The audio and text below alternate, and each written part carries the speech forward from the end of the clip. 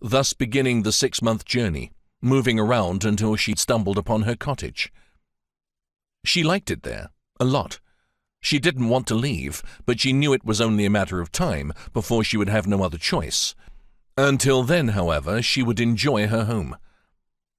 Ellen walked to the river and knelt beside it. She put a hand in the cold water that ran off the nearby mountains.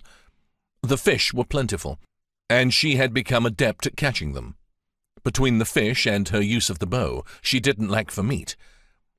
When the temperatures began to warm and the snow started to melt, she discovered the array of greens and berries as well. There was, in fact, no need for her to go to the village, although she had gone once.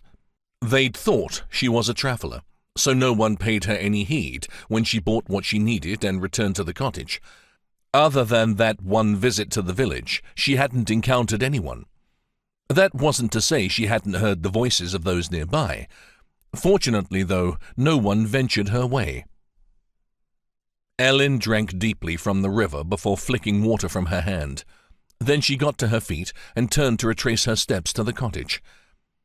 The nicker of a horse froze her in her tracks.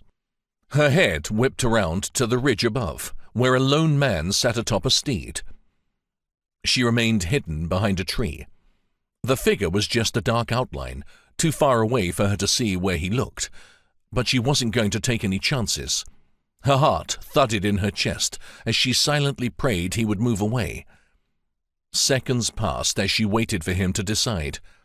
The horse's head bobbed up and down, seeming almost as impatient as she for the man to ride away. Then the animal began to walk down to the glen. "Nay," Ellen whispered.